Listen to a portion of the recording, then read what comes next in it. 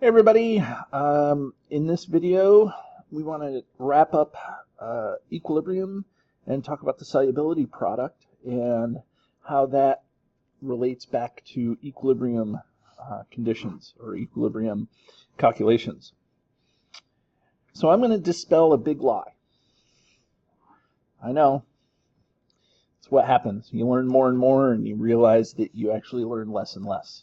Okay, so the big lie is that there are two types of solubility. Either things are soluble or they are insoluble. It turns out that everything can be, anything that is not soluble actually is soluble just to a very small degree. So solubility is not black or white, it's a sliding scale of solubility. Okay, so there is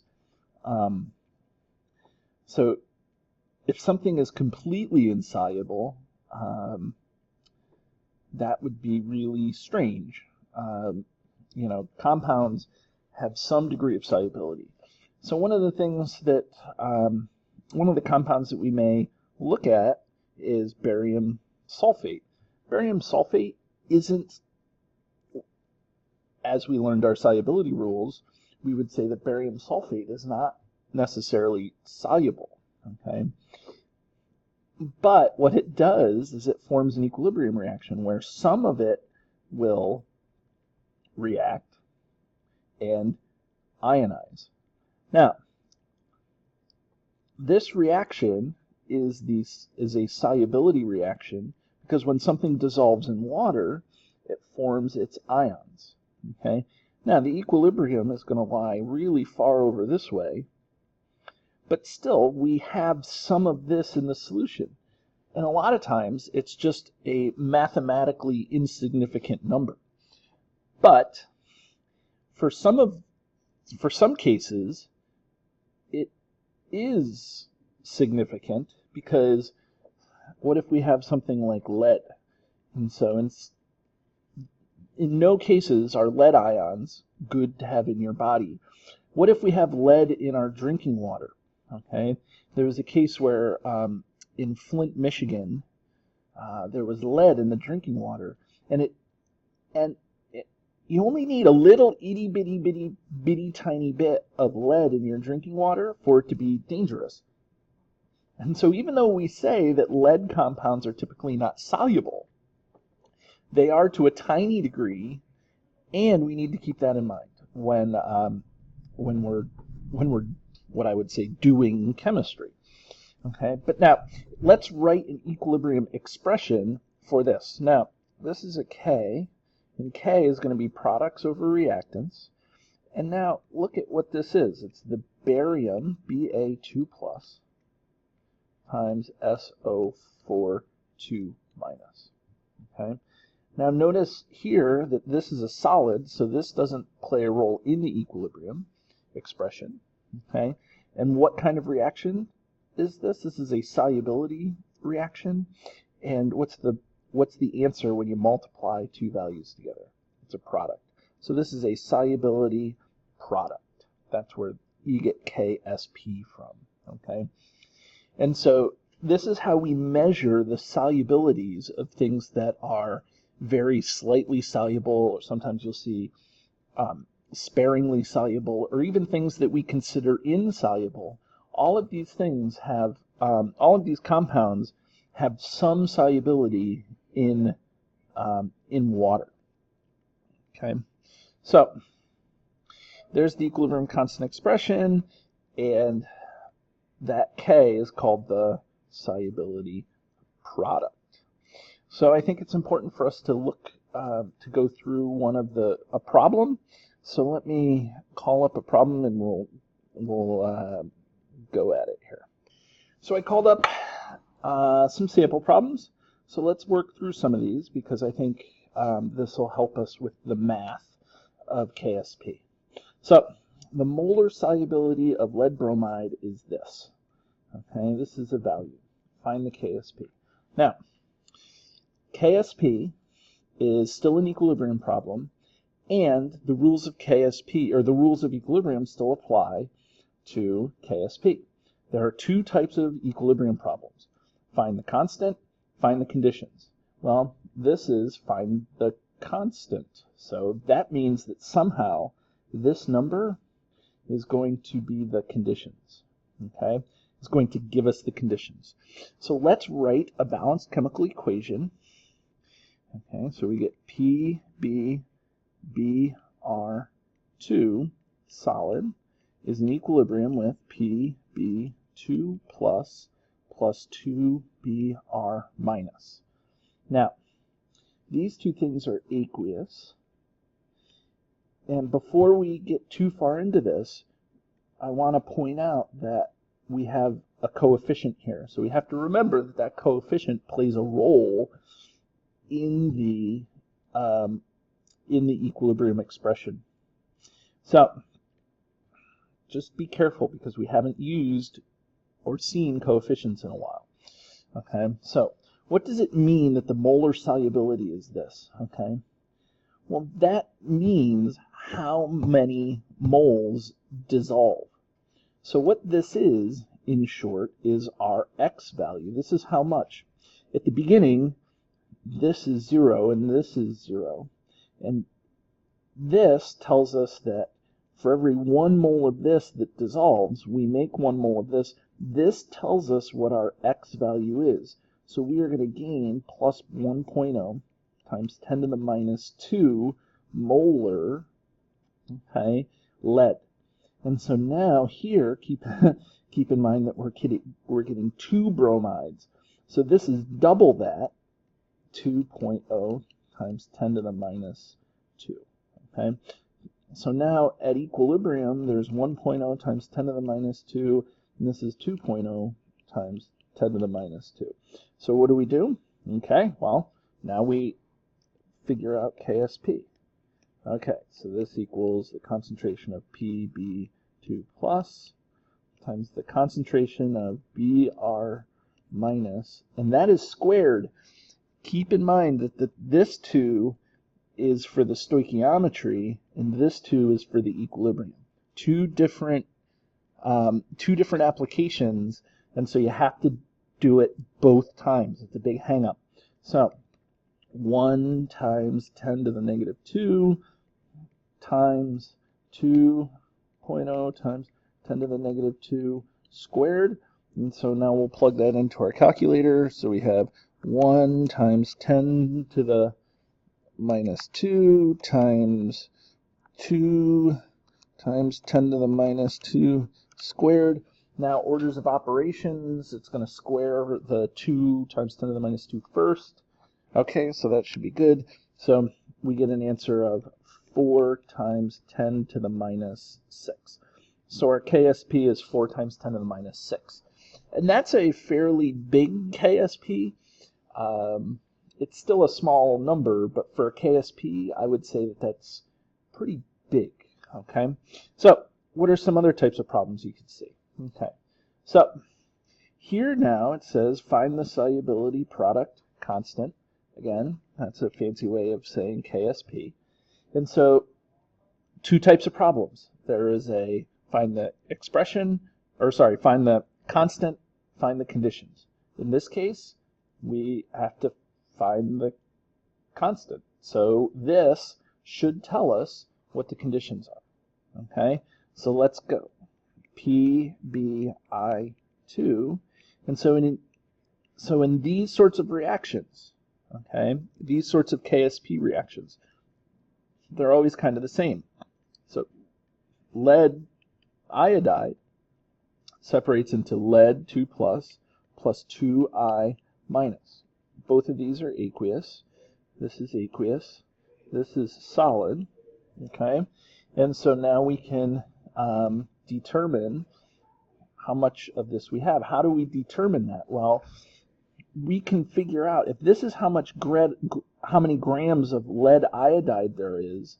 We can convert this to moles and then divide by the volume. Okay, so we kind of have to do that in order to do the Ksp value in here. So lead iodide. Okay, so lead, there's how many leads in this? Pb equals 1 times 207. And then iodine, there's 2 times 127. Oops, 127.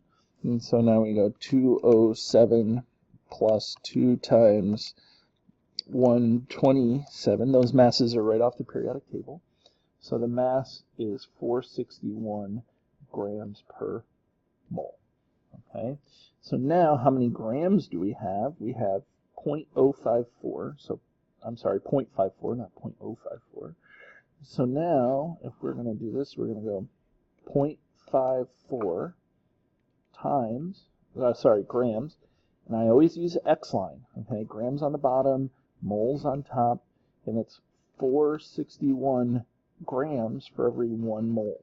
And so we're going to go 0.54 divided by 461, and that's going to give us 1.17 times 10 to the minus 3 moles. Now, to get the concentration, we divide by the liters. So this is divide by liters, and it's 1 liter, so it stays that molarity.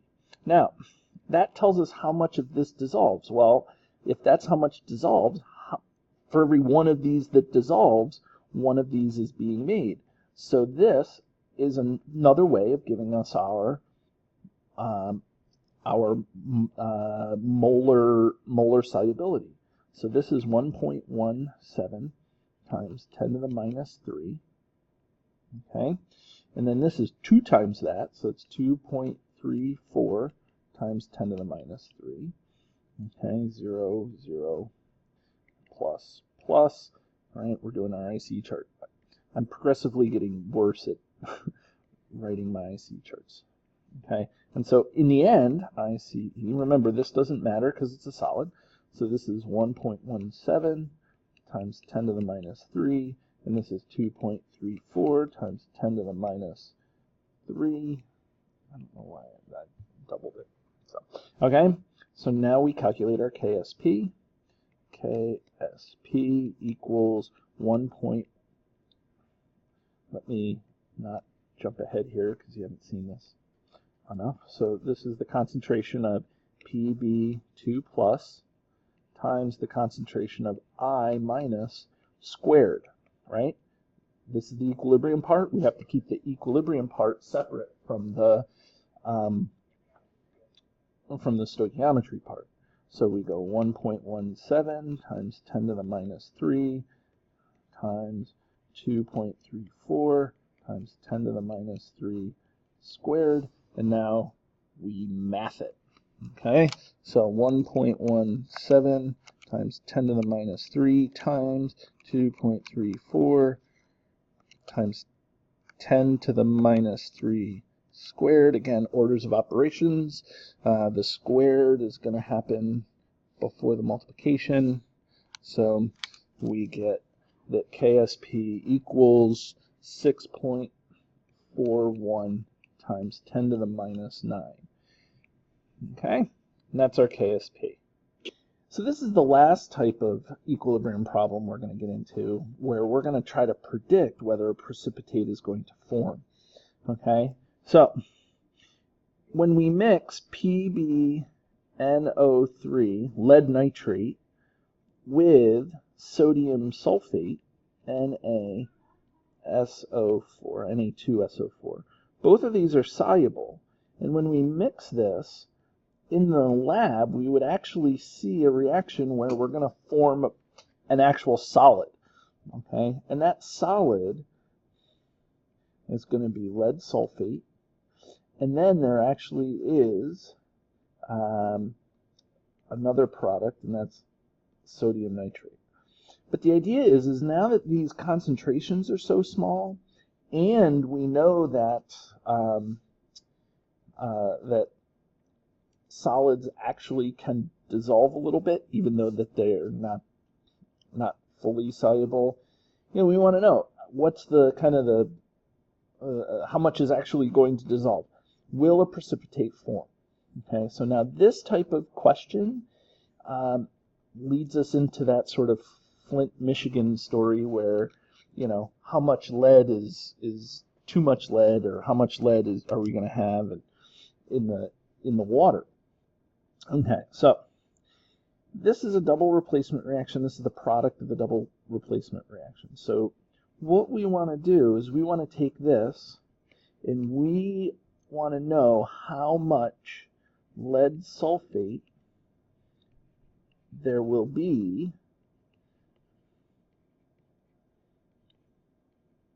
once we do the reaction. Okay. Now, this in its simplest form is just a Q versus K problem.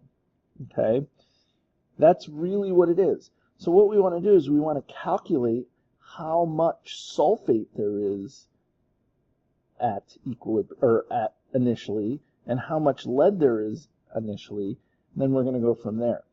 The problem with that is that we have to do some math to get at that point. Because, let's see, because we're mixing 100 milliliters of this and 400 milliliters of that, so that you end up diluting them and you end up having to calculate a new concentration here. Because if we're going to do the math, remember this is still kind of an equilibrium problem, and that needs to be done in molarity. Okay? So, where do we go from here? Well, if we want to recalculate these things, we have to do the math for lead. Well, how much do we have initially? Okay, well we have 0.1 liters of 8 times 10 to the minus 3 lead nitrate. Okay, so we have 0.1 liters. Pardon this interruption. Sorry. Okay, 0.1 liters, and so we X-line it. Okay. Oh, I'm sorry, I'm doing the wrong thing here. Okay. We're doing a, it's because I had an interruption. Okay. Because it's diluted, we have to use M1V1 equals M2V2 to calculate what the new concentration of lead ions is in the new solution. Think about it. If we mix the lead nitrate into 400 milliliters of solution, it's going to be even more dilute than just the 0.1 molar. So this is the formula that we use. Molarity times the volume, kind of at the beginning, initially, is equal to the new molarity times the final volume.